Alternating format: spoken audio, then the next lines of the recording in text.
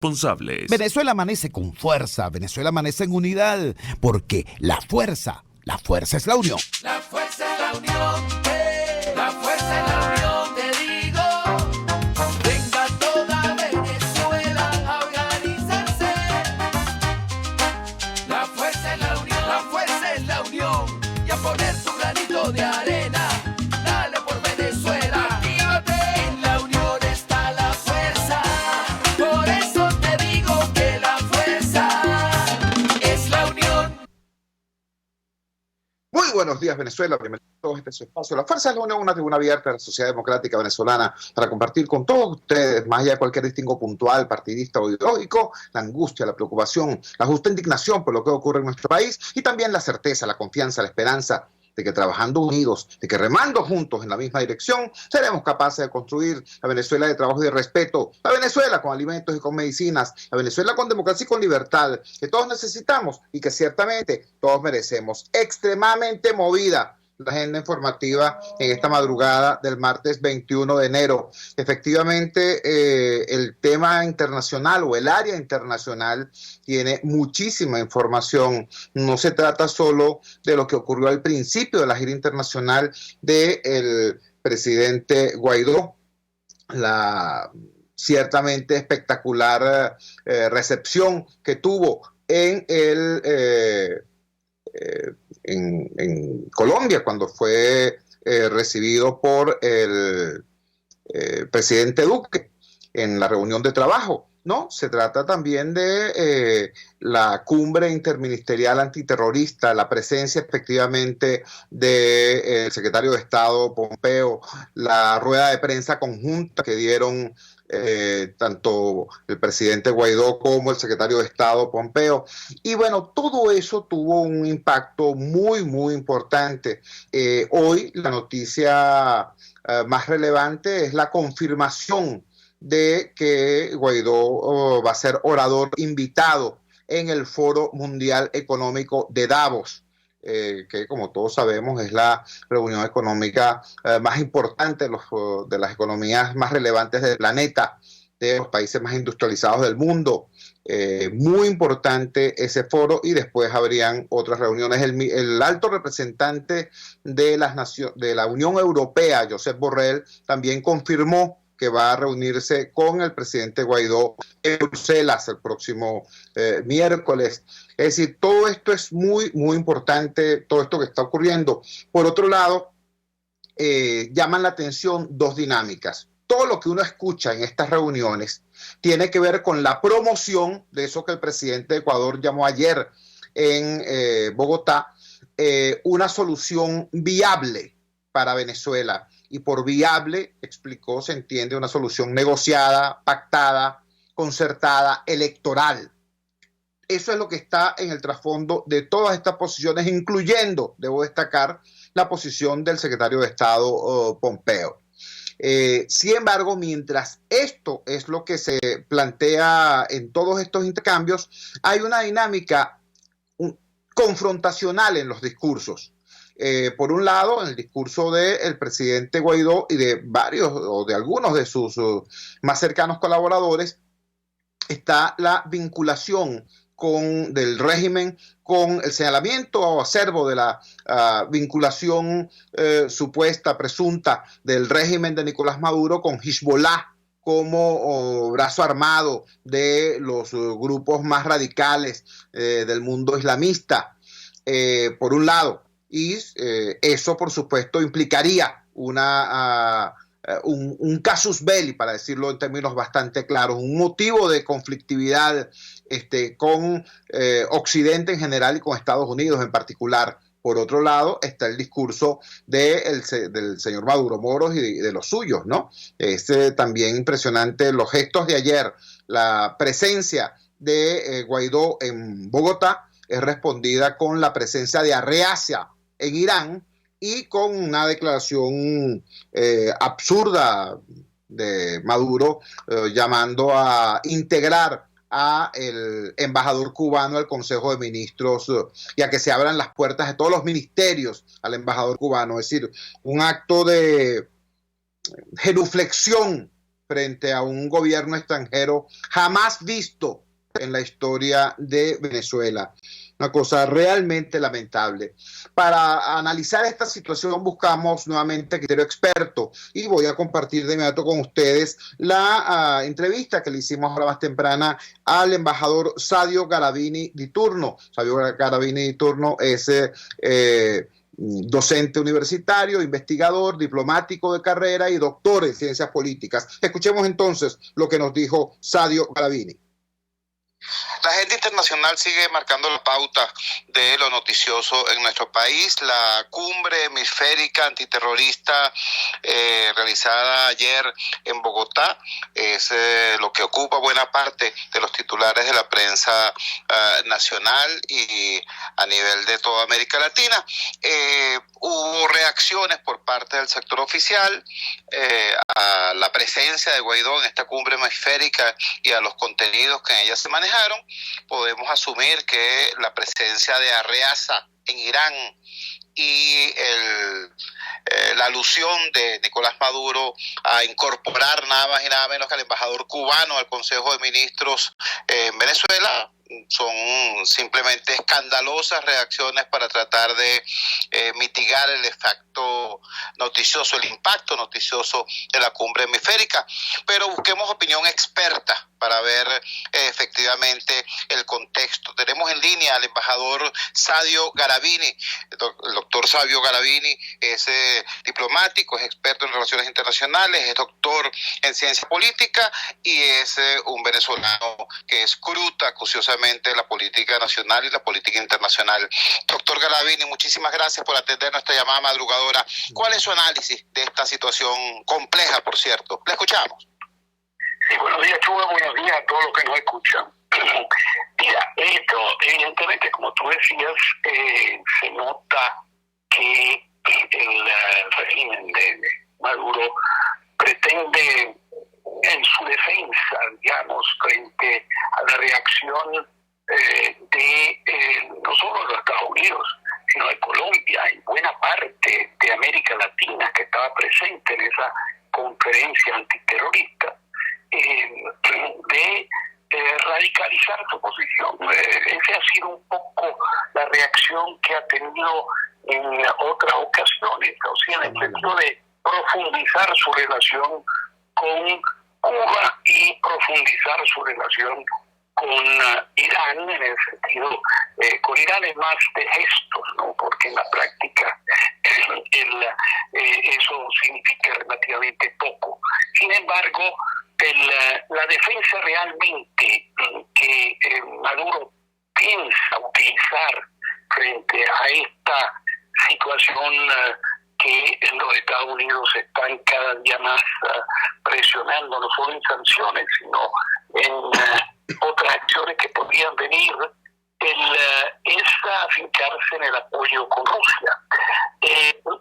Hay un error de fondo de Maduro y de los que están alrededor de sus asesores, digamos, que piensan que estamos frente a una situación parecida a la situación de la Guerra Fría, en la cual Cuba se pudo mantener por varias décadas enfrentada a los Estados Unidos, y se olvidan de dos cosas fundamentales. Una, que el acuerdo Khrushchev-Kennedy del 62, en la cual se evitó el enfrentamiento directo, implicaba que los Estados Unidos, a cambio de la salida de los misiles soviéticos en Cuba, le prometió a Khrushchev que no iba a haber una intervención directa contra Castro. Y segundo, que la Unión Soviética era una cosa y Rusia es otra.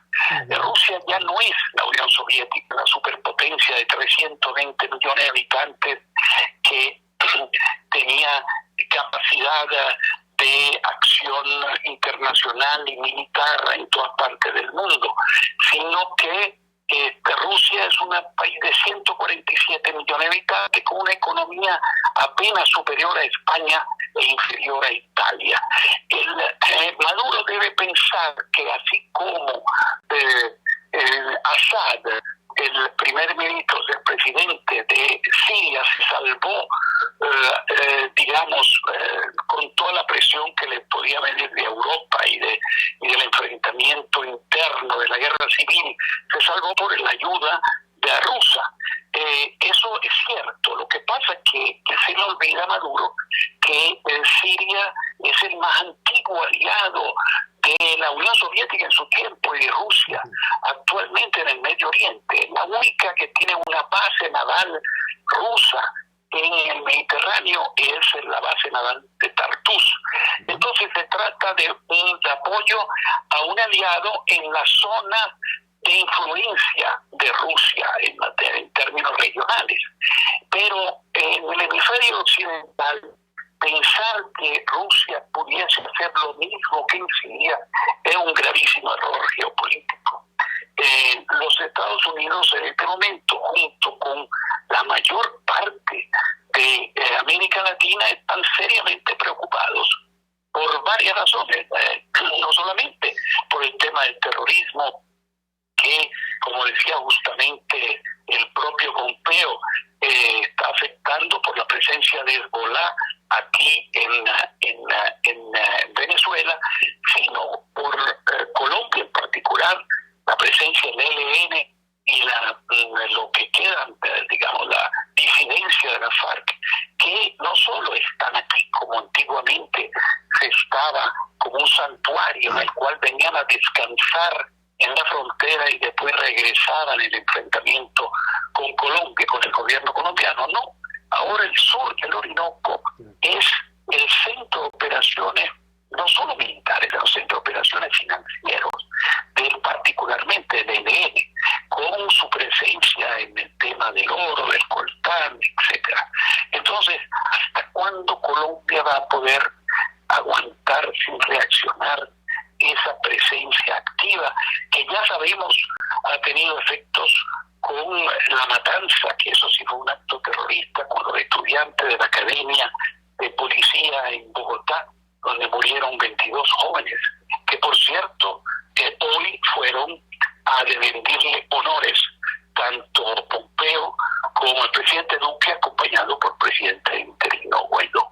Entonces, tanto Colombia tiene intereses muy fuertes que se le están aumentando, por cierto, porque hay que recordar que no es solamente la presencia del ELN, sino el tema del 1.600.000 venezolanos que cada día son más, porque me dicen que siguen entrando de a 10, de a 20.000 por día, y eso implica, se pueden imaginar ustedes, el efecto en el sistema económico, en el sistema de trabajo, en el sistema de salud, en el sistema de transporte, de un país todavía en vía de desarrollo, un país que tiene un crecimiento económico moderado, con un ingreso per cápita que no llega a los $3.000 anuales. Recordemos que cuando entró 1 millón de sirianos y del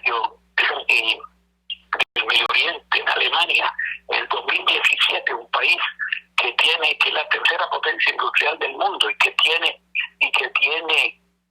un ingreso per cápita cercano a los $45.000 anuales. Bueno, entró en crisis Alemania, se formó un partido en contra, debilitó al gobierno. Bueno, se puede imaginar el efecto de los venezolanos en Colombia, y que eso sabemos ya no es solo Colombia, Ecuador, es Perú, es Chile. Cada uno tiene un efecto en esta salida, en esta diáspora venezolana. Entonces, el tema es bastante complejo. Si a esto recordamos que el presidente Trump se enfrenta a una elección en noviembre, en la cual yo te diría, si pudiésemos decir algo, una predicción, en este momento, si la situación así como está, es improbable que la pierda. Recordemos siempre que una semana es mucho tiempo en política, como decía el primer ministro Wilson, británico, pero en este momento, si las elecciones fueran hoy, tendría asegurada su reelección. El problema es que, y con eso, va a cuidar mucho el voto de los venezolanos y los cubanos en Florida, que son ya una decena de miles y que pueden asegurarle uno de los estados fundamentales en el sistema electoral norteamericano, que ustedes saben es un sistema del cual algunos estados que se llaman swing states, o sea, estados que pueden votar algunas veces por los demócratas y algunas veces por los republicanos, son los que deciden en las elecciones presidenciales. Y en esa está Florida, el otro es Ohio, Wisconsin, Pennsylvania, esos son los estados decisivos. Y entonces yo me atrevería a decir que no anticipo una acción de fuerza directa de los Estados Unidos en el año 2019, pero sí un gran aumento de la presión sobre el gobierno de Maduro, a menos que pase algo que determine una toma de decisión distinta, como alguna situación relacionada con el terrorismo, especialmente relacionada con Hezbollah. Embajador, le agradecemos inmensamente que nos haya regalado estos minutos en esta madrugada del martes 21 de enero. Muchísimas gracias por darnos luces para entender la complejidad de este cuadro. Muy buenos días. Cómo no, buenos días a ti y a todos los que nos escuchan. El embajador Sadio Garavini di turno, repito, doctor en ciencias políticas, embajador de carrera, conocedor profundo de la escena internacional, dándonos esta panorámica de cuál es el contexto en el que se produce tanto la asistencia del presidente encargado y presidente de la Asamblea Nacional, Juan Guaidó, a la cumbre antiterrorista hemisférica, como esta invitación tan importante al Foro Económico Mundial de Davos. Vamos a la siguiente pausa comercial y ya regresamos con muchísimo más de La Fuerza. La fuerza es la unión. Usted escucha Unidad, la fuerza es la unión, con Chuo Torrealba por RCR 750 AM. En RCR somos vanguardia. Toda la programación de tu RCR también la puedes seguir a través de la internet. Audio y video en tiempo real. Noticias y mucho más. No te pierdas ni un segundo de nuestra programación.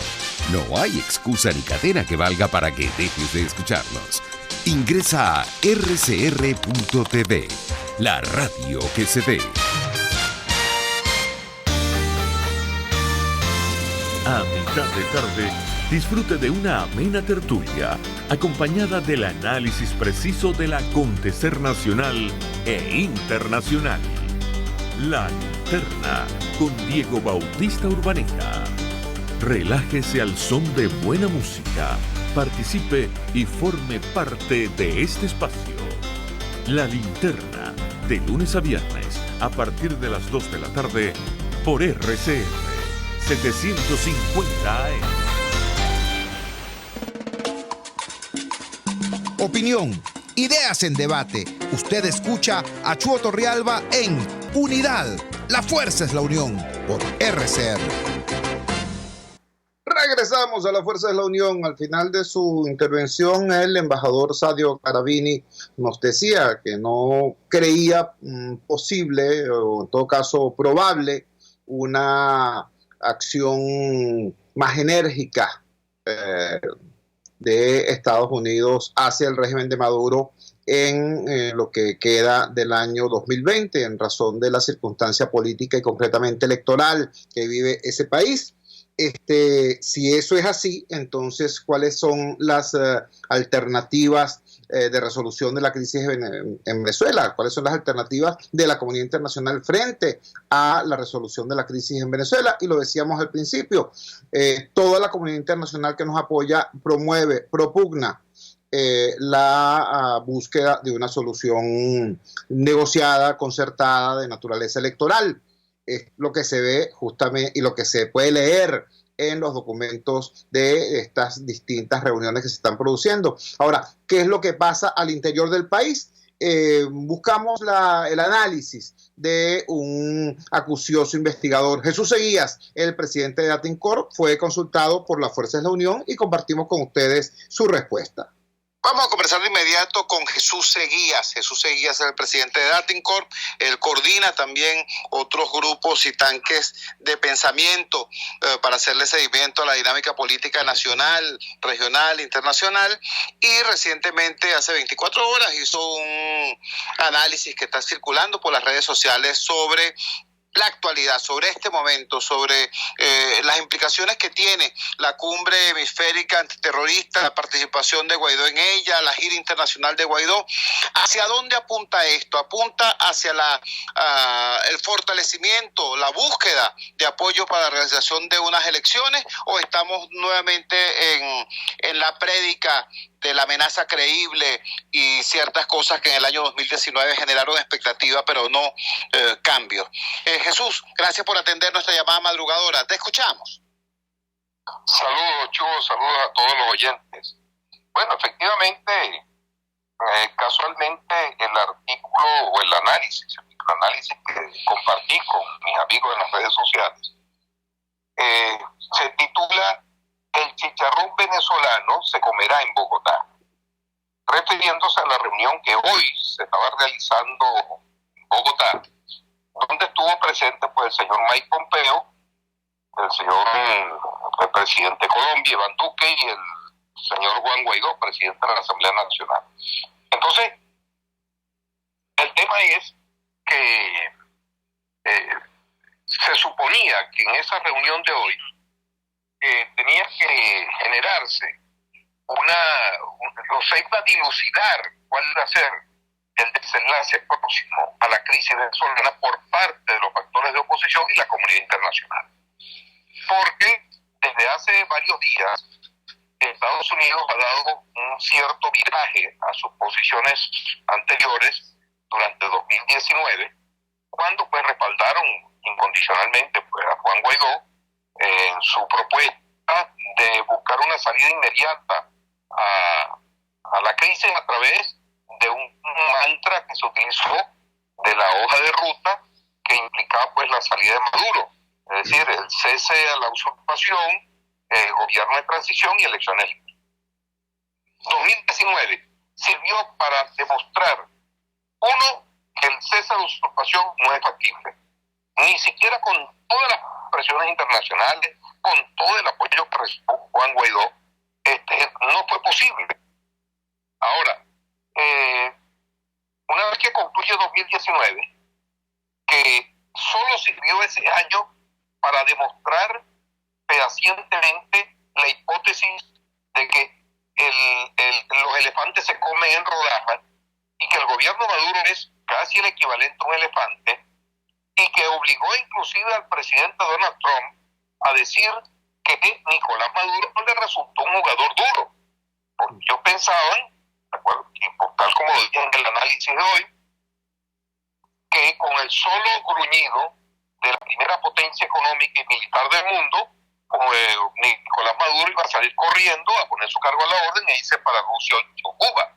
Se dieron cuenta que no era suficiente con las amenazas y las sanciones que se aplicaron, porque no se dieron cuenta, no sé si es por ignorancia dentro de los estamentos políticos o los asesores de la Casa Blanca, no están entendiendo que están enfrentando a un político de izquierda, están enfrentando a alguien que viene de la escuela de La Habana, a alguien que está en su propia, es decir, Nicolás Maduro en este momento y el chavismo gobernante están en su épica revolucionaria, están en su zona de confort, pasaron toda una vida preparándose para esta confrontación contra el imperialismo, y ahora que están en ello, están disfrutándolo políticamente.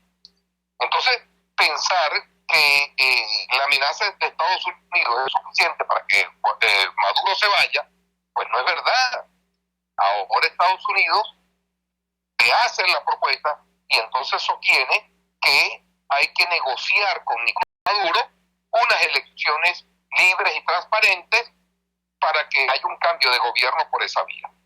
Obviamente Maduro no quiere convocar elecciones presidenciales, solo están pensando en convocar elecciones parlamentarias y, bueno, ese es el juego. Maduro quiere elecciones parlamentarias y el otro factor de poder quiere elecciones presidenciales. Para eso serían las negociaciones. Ahora bien, todo proceso de negociación implica concesiones mutuas de las partes, porque si no, no sería negociación. Es simplemente exigir la capitulación del adversario. Y eso es como repetir otra vez el esquema del 2019 que fracasó, que es el cese a la usurpación.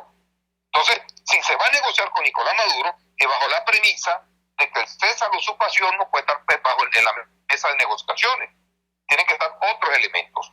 Y se supone que Estados Unidos ya lo reconsideró y por eso ya no habla pues, del cese a la usurpación. Inclusive han dicho que Nicolás Maduro pudiese participar también en esa elección. De manera pues que la pregunta era, ¿qué va a pasar cuando se encuentren Pompeo y Guaidó y Duque en Bogotá el día de hoy para saber hasta dónde van a llegar con su propuesta de solicitar unas negociaciones para ir a elección? De acuerdo a la declaración de Pompeo, Correcto. Pompeo amenazó a Nicolás Maduro con que se siente a negociar porque si no vienen presiones mucho más fuertes. ¿Ok? Y como dice Pompeo, Nicolás Maduro sabe que estamos hablando en serio. O sea que ahora las cosas llegaron a otro nivel, pasamos a otra fase y se supone, Chugo, que las presiones que puedan ejercerse contra el gobierno de Nicolás Maduro es para forzarlos a negociar una salida democrática, no para buscar la destitución forzosa de Nicolás Maduro. Vistas las cosas de esta manera, entonces cabe preguntarse si todos están alineados con el objetivo. Es decir, si todos salen a presionar, a sancionar, a atacar, mi pregunta es, ¿quién se dedica a la negociación? ¿Quién tiende los puentes? ¿Quién construye puentes? ¿Quién establece normas? Y esto no es solamente por parte de la oposición, es que el gobierno tampoco lo veo con disposición a nada. Entonces estamos en un bochinche de confrontacional entre personas que quieren derrocar al otro a través de golpes, como pasó el 30 de abril con la famosa rebelión militar frustrada del 30 de abril pasado, cuando la oposición quiso destituir a Maduro por la vía de una rebelión militar.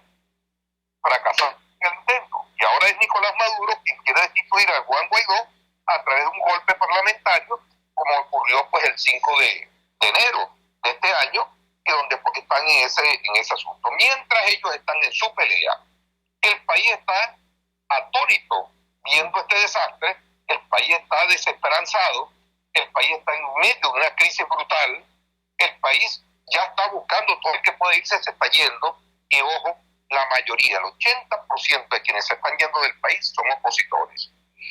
Vamos a ver hasta dónde va a llegar la población electoral opositora dentro de Venezuela.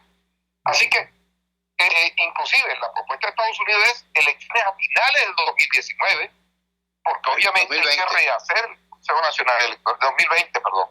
Hay que rehacer el Consejo Nacional Electoral, hay que rehacer el listado de electores, el padrón electoral, hay que rehacer todo, hay que ver cómo va a quedar la votación de los que están en el exterior, quién los registra, cómo van a votar ellos todos esos que están en Ecuador, en Perú, quién hace el registro de esos electores, nadie los tiene, ni siquiera Estados Unidos. Estados Unidos están registrados aproximadamente 60.000 electores, creo yo, de casi 500.000 de venezolanos que puede estar por allá.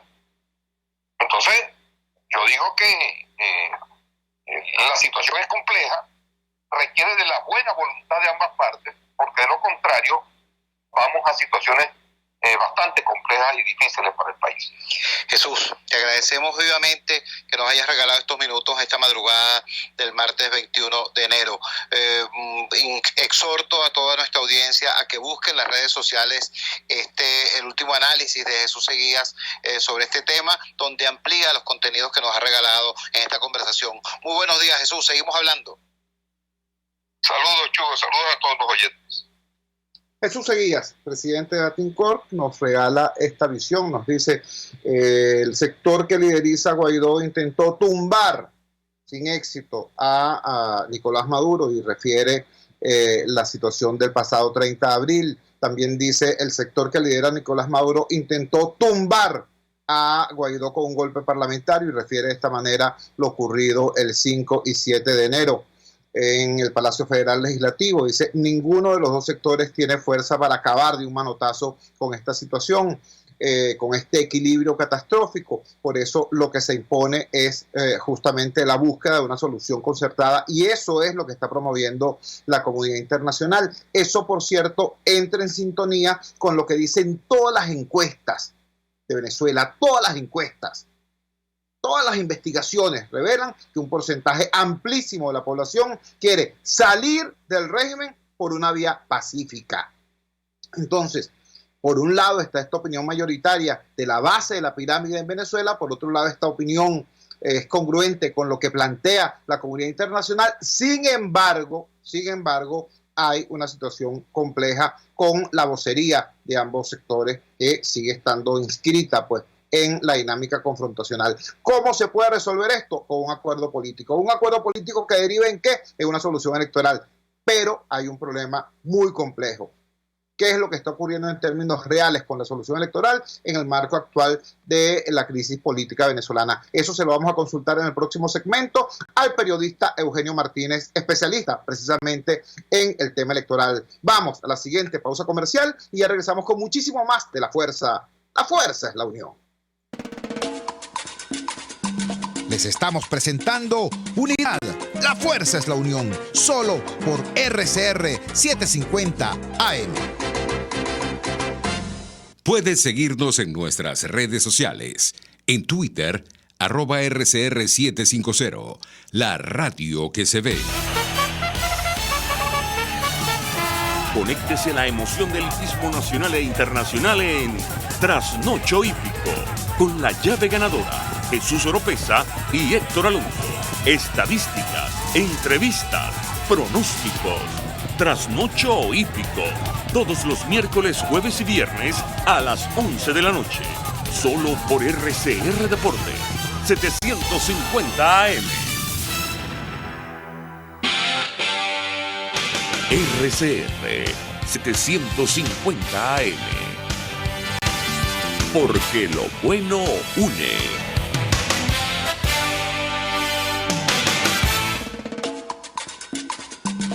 Les estamos presentando Unidad. La Fuerza es la Unión. Solo por RCR 750 AM. Regresamos a La Fuerza es la Unión. Nos había planteado el embajador Sadio Carabini di turno la complejidad del campo internacional en este contexto de la cumbre antiterrorista hemisférica y la invitación hecha a Juan Guaidó para que asista como orador invitado al Foro Mundial de Davos, entre otras actividades previstas en su como referente político. Guaidó y las fuerzas que lo apoyan no pudieron salir de Maduro en el año 2019. Lo que se impone es una solución política concertada. Sin embargo, esa solución política concertada, es decir, ese acuerdo político que daría lugar a una solución electoral, se ve ciertamente comprometido por lo que ocurre en términos concretos acá en nuestra dinámica política interna. De afuera puede haber cualquier cantidad de ayudas o presiones, pero al final esto se resuelve acá o no se resuelve. ¿Qué está pasando con el Consejo Nacional Electoral? ¿Qué está pasando con la posibilidad cierta de convocar a un proceso competitivo, a un proceso útil para resolver la crisis política? Esa pregunta se la hicimos al periodista Eugenio Martínez. Escuchemos. Vamos a conversar de inmediato con Eugenio Martínez a través de su cuenta @Puskas. Eugenio ha hecho ejercicio de eso que llaman en la conferencia episcopal pedagogía social sobre el tema electoral a toda la sociedad venezolana. Ha sido realmente importante la forma como Eugenio Martínez se ha transformado en un referente de opinión más allá de los partidos sobre este tema electoral.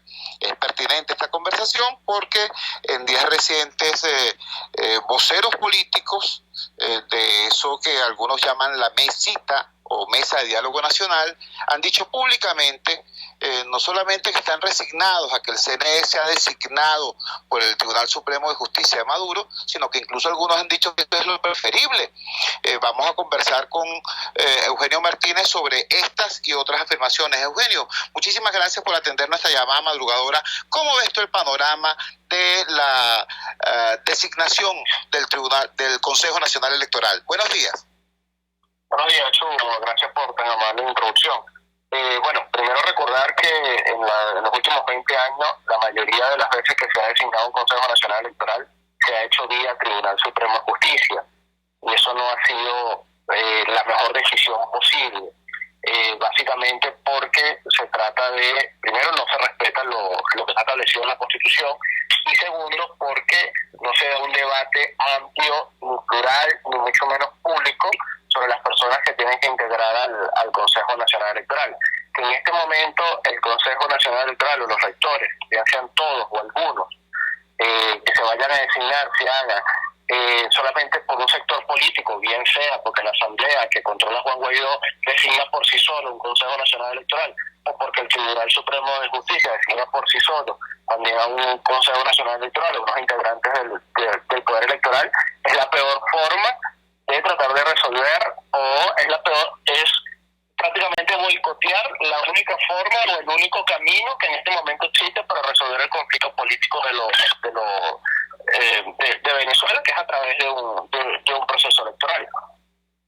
Hemos sabido que prácticamente en esta situación de fractura de el poder legislativo, el único cuerpo que queda indemne sería precisamente el Comité de Postulaciones, con mayoría opositora, mayoría precaria, pero mayoría opositora. Ese Comité de Postulaciones plural, de oficialismo y de oposición, ¿podría ser el germen de una decisión consensuada? Bueno, lo ideal sería respetar la poca institucionalidad que queda en el país, es justamente el Comité Preliminar de Postulaciones, porque el Comité Preliminar de Postulaciones está integrado por diputados que avalan a Juan Guaidó, que avalan o que integran al Partido Socialista Unido de Venezuela y avalan a Nicolás Maduro. Un espacio más plural que ese en este momento no existe. De hecho, ese Comité Preliminar debería darle pie a la convocatoria para que la sociedad civil postule hasta 10 integrantes para ese comité. Prácticamente todos los sectores que tienen algo que decir en la vida política y electoral del país están llamados a ser vía dentro del comité preliminar, así que sería un error, bien sea del Tribunal Supremo de Justicia, de la Mesa de Diálogo Nacional o incluso de los diputados que respaldan a Luis Parra, a andar en un camino diferente al de desconocer al Comité Preliminar de Postulaciones que se constituyó el año pasado. Estamos conversando, repito, con Eugenio Martínez, periodista especializado en la cobertura de la fuente electoral y que se ha transformado por la vía de la vida, pues por la vía de los hechos, en un referente ciudadano importante en esta materia. Es muy importante que los ciudadanos, más allá de los partidos, tengamos conocimiento y empoderamiento que nos brinda el conocimiento, que no sea solamente una materia de los expertos de los partidos políticos. Eugenio, en estos días tú hiciste una referencia curiosa, porque un sector político que se desgarra las vestiduras afirmando que es defensor de la salida electoral, la llamada mesa de diálogo, tú señalaste que la mesa de diálogo está obstaculizando la vía electoral. ¿Cómo es eso? ¿Cómo se comprende eso? Bueno, aunque parezca una contradicción, los integrantes de la mesa de diálogo nacional no están facilitando la solución electoral de la crisis política de Venezuela, sino que la están complicando.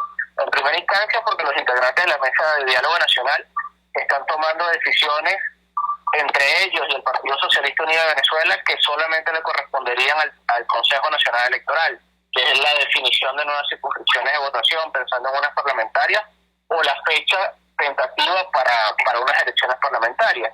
De hecho, es importante recordar que cuando los políticos le imponen la fecha a los técnicos, en el caso venezolano han existido descalabros terribles.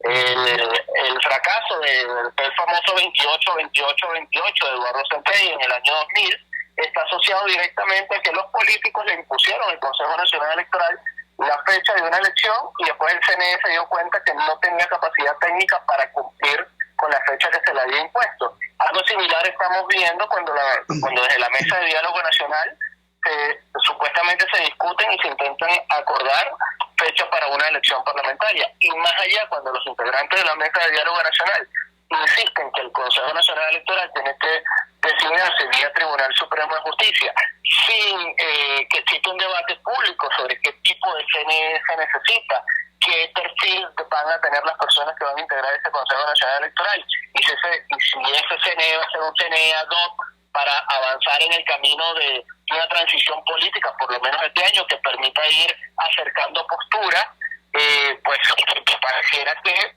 aunque los integrantes de la mesa dicen que avalan el camino electoral, sus acciones lamentablemente hacen todo lo contrario. Estamos conversando con Eugenio Martínez. En tu opinión experta, Eugenio, ¿qué pasos tendría que dar el oficialismo dirigido, expresado por Nicolás Maduro, y la oposición liderada por Juan Guaidó para llegar en las próximas semanas, porque además el factor tiempo es una limitante real, para allanar esa vía hacia un órgano electoral consensuado y hacia la realización de elecciones en consecuencia relativamente competitivas? Bueno, lo primero es mantener la institucionalidad a través del Comité de Postulaciones Electorales. El Comité de Postulaciones es un debate amplio y público sobre los postulados a rectores y sobre el tipo de rector que se está buscando. El Comité de Postulaciones está exento del debate sobre quién preside o no la Asamblea Nacional. No tiene nada que ver el Comité de Postulaciones, ni necesita que Juan Guaidó o Luis Parra convoque al trabajo del Comité de Postulaciones. Así que en líneas generales, lo que más, desde mi perspectiva, lo que más le convendría lo que más convendría en este momento es que el comité siga trabajando y de ese debate amplio, y se trate de llegar a un consenso en el comité de los nombres que deben integrar el Consejo Nacional Electoral. Y antes de eso hay que aclarar qué es lo que se va a renovar dentro del CNE. Se va a renovar solamente a los rectores que representan a la sociedad civil, se va a renovar a todos los rectores. Eso no está claro. Incluso quienes de la Mesa de Diálogo Nacional insisten en que esta decisión la tiene que tomar el Tribunal Supremo de Justicia, no aclaran si el Tribunal Supremo de Justicia va a designar rectores para un mes, para 2 meses, para 7 años, si va a desconocer a los rectores que ya ratificó el tribunal en el año 2014 y en el año 2016. Creo que se apela muy fácil a la solución del Tribunal Supremo de Justicia sin que esa solución allane el camino a una verdadera salida electoral de la crisis venezolana. Finalmente, Eugenio, estamos conversando con Eugenio Martínez, periodista especializado en la fuente electoral. Aprovecho una declaración tuya para salirme del tema estrictamente de técnica electoral y abordar el tema político. Tú afirmaste en días recientes que si bien en el año 2019 estaban sobre la mesa todas las opciones para la crisis venezolana, en el 2020 la única opción es la opción electoral como vía de resolución de la crisis. ¿Crees que eso es congruente con lo que está ocurriendo en las últimas horas? Es decir, con Maduro convocando al Consejo de Ministros, al embajador de Cuba, y con la oposición señalando al gobierno de Maduro como cómplice de Hezbollah, lo cual podría generar algún tipo de situación de otra naturaleza, no política ni electoral en la región? Bueno, que 2020 sea el año de una salida electoral no es que lo diga yo, es que lo dice Estados Unidos y lo dice la Unión Europea, que con algunos matices han marcado que la única forma que se encuentra en este momento de solución a la crisis política en Venezuela pasa por un proceso electoral con garantías y que sea reconocido por la comunidad internacional. Lamentablemente, los dos polos en los que se puede dividir la política venezolana, independientemente de las fracciones o de las divisiones que tengan esos polos, están en una especie de empate catastrófico, donde cada uno de los dos lados piensa que todavía puede imponerse y arrasar con el otro.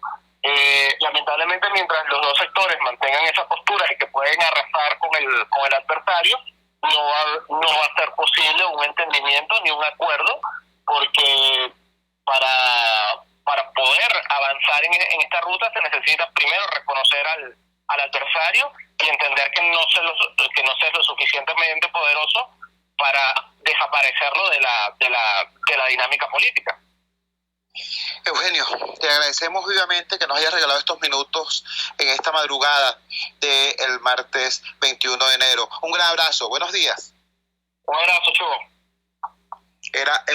Era Eugenio Martínez, periodista especializado en la cobertura de la frente electoral, un conocedor profundo de estos procesos, con un conjunto de informaciones y de opiniones ciertamente relevantes. Vamos a la siguiente pausa comercial y ya regresamos con muchísimo más de La Fuerza.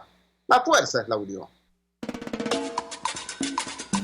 Les estamos presentando Unidad, la fuerza es la unión, solo por RCR 750 AM. Puedes seguir nuestra programación a través de rcr.tv, la radio que se ve. Buenos Restaurantes ofrece el más variado y extenso menú gastronómico para los comensales más exigentes. Si lo que deseas comer no está en su menú, sus maestros del arte culinario te lo elaboran como tú deseas. Acércate y calma tu antojo. En la 6ª Avenida de Altamira, entre 3ª y 5ª Transversal, está Buenos Restaurantes, único y especial. En Global Therap, Centro de Rehabilitación Física, aplicamos tratamientos personalizados para todas las edades con equipos de última tecnología que te aseguran una rápida recuperación. Atendemos esguince, fracturas, lesiones deportivas, desgarros musculares y lesiones de rodilla. Búscanos en el Centro Comercial Multiplaza Paraíso, nivel empresarial 2. Teléfono 0212-461-9370. Global Therap y despídete del dolor. Antes de empezar el día, entérese de lo que acontece en el país junto a Pedro García Otero en Titulares de la Mañana. De lunes a viernes a las 6:30 de la mañana. Acompáñelo y empiece su día bien informado. Titulares de la Mañana con Pedro García Otero. Solo por RCR 750 AM. Porque lo bueno une. Amanece con la fuerza de un país que quiere cambio. Chuo Torrealba está al aire en Unidad. La fuerza es la unión. 482-9750 y @Chuo Torrealba por RCR. Regresamos a La Fuerza es la Unión con el tiempo necesario, con el tiempo suficiente para compartir con ustedes lo que es nuestra visión de toda esta información que nos han dado estos tres excelentes invitados de la mañana de hoy. Fíjense. Cuando uno lee las declaraciones del señor Diosdado Cabello en el día de ayer, Diosdado Cabello dice en relación a la gira de Guaidó, bueno, ¿qué relevancia puede tener que un lacayo se vaya a reunir con sus amos? Así dice Diosdado Cabello, ¿no? O sea, para él la presencia de Guaidó en la cumbre antiterrorista hemisférica y sobre todo su presencia en el Foro Económico Mundial de Davos, o sea, en escenarios donde jamás podrá estar Nicolás Maduro, y bueno, ni de broma, el propio Diosdado Cabello. Bueno, él dice que eso es irrelevante, ¿no? Obviamente lo irrelevante es la opinión de Cabello. Por otro lado, la declaración que dio ayer James Story.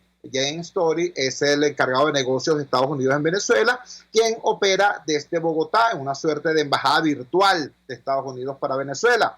Ayer James Story, de acuerdo a las agencias de prensa internacionales, dijo: Nicolás Maduro es en realidad el alcalde de Fuerte Tiuna.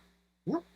¿Qué quiere decir esto? Esto quiere decir que los actores fundamentales de la confrontación política en Venezuela se siguen cayendo a piedras, se siguen tirando insultos, descalificaciones, agresiones, etcétera, etcétera.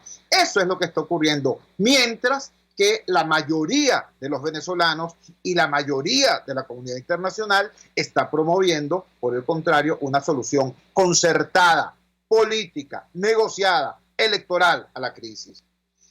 Leamos esto como corresponde, leamos esto como es. Es muy grave que mientras se está promoviendo una negociación haya este nivel de conflictividad en el discurso. En realidad no. En realidad no. Siempre ha ocurrido así. Mientras existe un proceso de negociación, los actores siguen dándole candela, a veces no solamente al discurso, también a las acciones. ¿Para qué? Para precisamente fortalecer su posición en el mismo proceso de negociación. Esto a veces incluso es visto como algo positivo, porque ¿por qué se negocia? Se negocia porque hay un conflicto. Si baja el tono del conflicto, se reduce la importancia de la negociación. Así que desde esa perspectiva termina siendo incluso beneficioso para la negociación misma el que haya un cierto tono de animosidad en el enfrentamiento de las partes. Esa es una visión, una lectura de la realidad, pero hay otra que también es muy delicada. Mira, la confrontación no solamente es un proceso político, la confrontación para algunos sectores es un negocio, hay que decirlo así, es un negocio. Para los sectores, para algunos sectores del régimen, ¿no? ¿Qué serían ellos sin la confrontación? Serían apenas un malísimo gobierno, una partida de ladrones, unos sujetos que desfalcaron y destruyeron la economía con más recursos de América Latina, una manada de incapaces. Pero con la confrontación, ellos son una carta en la mesa geopolítica mundial y tienen como aliados, o han tenido como aliados a Cuba, a Irán, a Rusia, a Turquía, a China. ¿Por qué? Por la confrontación. De negocio. Entonces, no les interesa disminuir la confrontación. En el ámbito opositor, también hay que decirlo, ¿no? Si no fuera por la confrontación, no solamente está el tema de la ayuda internacional, ¿no? Está el tema concreto de quiénes son desde el punto de vista de la interlocución política en el mundo. Si no fuera por la confrontación, serían simplemente unos políticos evaluados porque después de 20 años y de haber obtenido algunas victorias muy importantes, hoy están en la situación en la que están. Entonces, repito, el que haya un tono beligerante en los actores no es necesariamente malo para el proceso de construcción de una salida concertada y negociada, pero los ciudadanos, la opinión pública nacional e internacional, tiene que estar muy pendiente de esos actores para quienes la confrontación es un negocio y están dispuestos a mantener su negocio a expensas de la calidad de vida de los venezolanos. Porque, por cierto, hay que decirlo, ayer no solamente se produjo la cumbre antiterrorista hemisférica, no, ayer, a pesar de ser día de asueto bancario en Venezuela, el dólar paralelo apareció en alza. Expresión, termómetro de la crisis que estamos viviendo. Trabajamos para ustedes en la dirección general de la emisora, Jaime Nestares. Al frente de los controles estuvo César Arteaga. Habló para ustedes su amigo, comunicador popular, activista social, ciudadano en lucha por la democracia y por la libertad, Jesús Chuo Torrealba. Ahora más que nunca, fuerza, Venezuela, porque la fuerza es la unión. RCR presentó Unidad, la fuerza es la unión, con Chuo Torrealba, solo por RCR 750 AM.